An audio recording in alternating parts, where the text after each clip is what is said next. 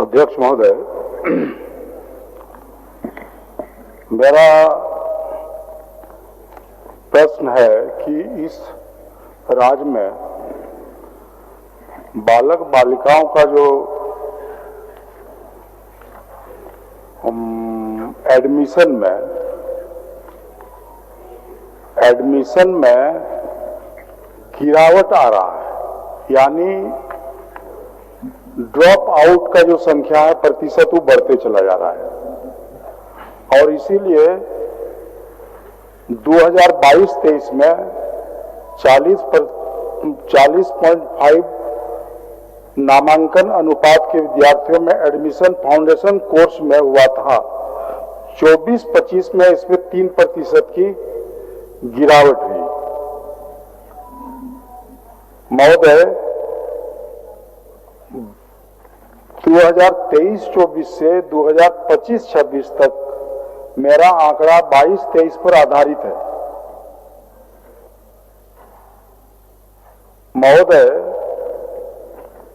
सफल नामांकन में 10% वृद्धि हुई जो मेरे प्रश्न में उल्लेखित है, परंतु 12वीं कक्षा तक आते आते सफल नामांकन अनुपात गिरावट 60.6 रह जाता है, लेकिन आप आंशिक स्वीकारात्मक इसको लिखता है विभाग।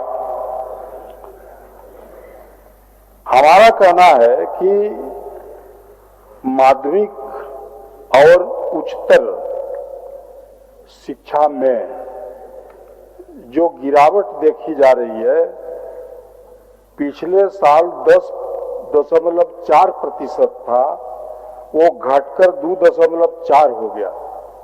उसका मतलब कि घट रहा है धीरे धीरे, तो इसके बारे में विभाग को निश्चित रूप से चिंता करना चाहिए और इसीलिए मैंने इस प्रश्न को पूछा है। इसका जवाब माननीय मंत्री दें। माननीय मंत्री जी। मान्यवर, सरकार का बड़ा स्पष्ट उत्तर माननीय वरिष्ठ सदस्य के समक्ष है। माननीय वरिष्ठ सदस्य ने यह पूछा था कि बुनियादी शिक्षा फाउंडेशनल की स्थिति खराब है। राज्य में निर्धारित उम्र सीमा के 100 में से 38 बच्चे ही प्री प्राइमरी वर्ग से 2 तक का नामांकन करा रहे हैं। मान्यवर, विभाग ने सरकार की तरफ से बड़ा स्पष्ट उत्तर आया है कि 22 के आंकड़े तो नहीं है, 23-24 के आंकड़ों को भी विभाग नहीं प्रस्तुत कर पाया है, लेकिन 24-25 के जो आंकड़े विभाग ने दिए हैं वो स्पष्ट दिखाते हैं कि 2.53% की वार्षिक वृद्धि दर्ज की गई है 24-25 में। 25-26 में मान्यवर यह वार्षिक वृद्धि दर बढ़कर 4.34% हो गई है।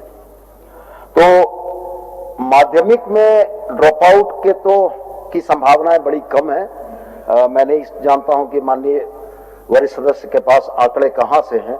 हम लोग यूडाइस कोड के माध्यम से सकल नामांकन और ड्रॉप आउट के आधारों की गणना करते हैं। दूसरा उनका एक जो प्रश्न है दूसरे खंड में, जिसमें उच्चतर माध्यमिक के बारे में उनकी चिंता आई है, यह चिंता वास्तव में है और हमारे यूडाइस के आंकड़ों में भी दिख रही है कि उच्चतर माध्यमिक में हमारे पास सकल नामांकन अनुपात जो था वो 23-24 में 41.62 था, 24-25 में 48.62 था और 25-26 में 53.89 था। लेकिन यदि आप उत्तरोत्तर इन आंकड़ों को देखेंगे तो 24-25 में 7% की वृद्धि दर्ज की गई है और 25-26 में 5.27% की वृद्धि दर्ज की गई है। मैं माननीय सदस्य की चिंता से सहमत हूं, लेकिन विभाग ने यूडाइस के आंकड़ों के आधार पर यह उत्तर दिए हैं और मुझको लगता है कि उत्तर तथ्यात्मक सही है। माननीय सदस्य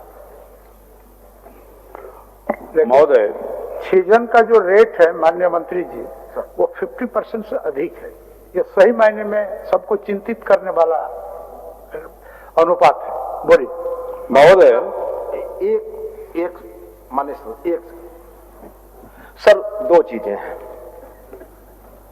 सकल नामांकन अनुपात, ग्रॉस एनरोलमेंट रेशियो, GR जिसको बोलते हैं, और ड्रॉप आउट, ये दोनों अलग अलग चीजें हैं मान्यवर।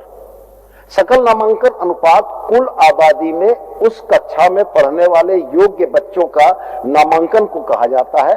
और स्कूल में मान्यवर यदि 50 बच्चों ने नामांकन लिया और उसके बाद वो स्कूल छोड़कर चले गए, वो उसको ड्रॉप आउट रेट बिल्कुल बिल्कुल कहेंगे सर। तो उसका अनुपात अगर बढ़ता है तो ये चिंता का विषय ही होगा। निश्चित रूप से मान्यवर ये सकल नामांकन अनुपात चलिए मान्य ग्रॉस एनरोलमेंट रेशियो है मान्यवर जी। महोदय, मेरा इसमें आखिरी में संथालपड़ा प्रमंडल के विषय में मेरा चिंता यही है कि संथालपड़ा प्रमंडल में बहुत सारे विद्यालय हैं प्राइवेट, और अधिकतर विद्यालय मिशन से संचालित भी है, जहां गरीब बच्चे और जंगल में रहने वाले आदिवासी पहाड़िया के बच्चे उन मिशन स्कूल में फीस देकर के पढ़ाते हैं। तो हमारा यही है इसमें राय कि यदि सरकार उन विद्यालयों को सरकारी सहायता जो भी मिल रहा हो, चाहे एमडीएम हो, चाहे साइकिल हो या छात्रवृत्ति हो, इन चीजों से यदि उनको सरकार उनको लाभान्वित करें तो हमको लगता है कि ये जो रेट है, जो छीजन रेट है, ये नहीं रहेगा और हमको लगता है इसमें बढ़ोतरी आ जाएगी। क्योंकि सिर्फ और सिर्फ सरकारी स्कूलों के भरोसे हम यदि चाहते हैं कि शिक्षा देहाती क्षेत्र में, ग्रामीण क्षेत्र में शिक्षा के स्तर को हम सुधार सकें, हमको इस पर विश्वास नहीं हो रहा है। इसलिए सरकार को कोशिश करनी चाहिए कि इन प्राइवेट विद्यालयों को भी ये व्यवस्था से संपन्न करे, ताकि उन विद्यालयों में भी विद्यार्थी का संख्या, जहां अभी भी विद्यार्थियों की संख्या उसमें ज्यादा है, तो इसको भी ध्यान में गंभीरता से देखना चाहिए विभाग को, और माननीय मंत्री का विचार इसमें आना जरूरी है। माननीय मंत्री जी। मान्यवर वरिष्ठ सदस्य की मूल भावना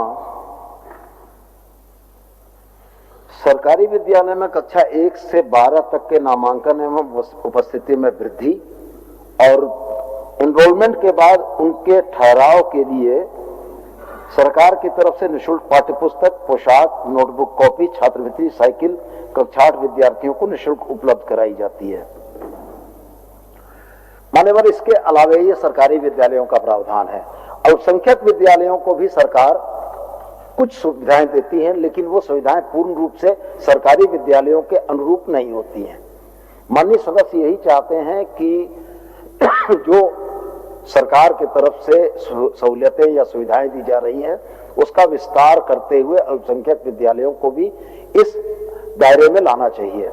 मैं माननीय सदस्य की बात एक नीतिगत विषय है और इस नीतिगत विषय पर सरकार को बड़े स्तर पर निर्णय लेना होगा।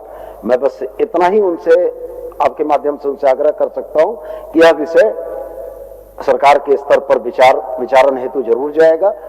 नीतिगत निर्णय के उपरांत जो भी होगा वो आपके माध्यम से अवगत होगा। ठीक है माननीय हनुलाल बाबू। अब तारांकित, आज आपका पुट कर देते हैं, चूंकि ठीक बजट है आज बहुत चर्चित, प्रदेश के हर कोने को छूने वाला, इसलिए थोड़ा सा हम लोग वक्त को बचा रहे हैं। माननीय सदस्य नमन बिस्कल को मैं शनिवार को मेरा प्रश्न पुट किया गया था, लेकिन आज वो प्रश्न आया नहीं। आ जाएगा, अभी उस वर्ग अभी बचा हुआ है। अभी जो विधानसभा का समय काफी लंबा तक चलेगा, आपका उस वर्ग के दिन आपका पुट प्रश्न आ जाएगा। क्या आपके बच्चे स्कूल जाने में करते हैं आनाकानी? तो आज ही उसका एडमिशन कराएं आर का pre school and activity centre में, जहां खेल खेल में बच्चों को पढ़ाया जाता है। एक्टिविटी बेस्ड डिजाइन ये स्कूल बच्चों को सही मार्गदर्शन देने के लिए है तत्पर। इस स्कूल में प्री नर्सरी से क्लास 4 तक की होती है पढ़ाई। बच्चों के लिए पिक एंड ड्रॉप की सुविधा भी उपलब्ध। आर का pre school and activity centre, Ravi steel, Pandra, Ranchi. Contact 7061802281। Cricket के विश्व मंच पर छा रही हैं रांची की प्रतिभाएं। इन प्रतिभाओं को संवार रहा है जेके इंटरनेशनल क्रिकेट एकेडमी।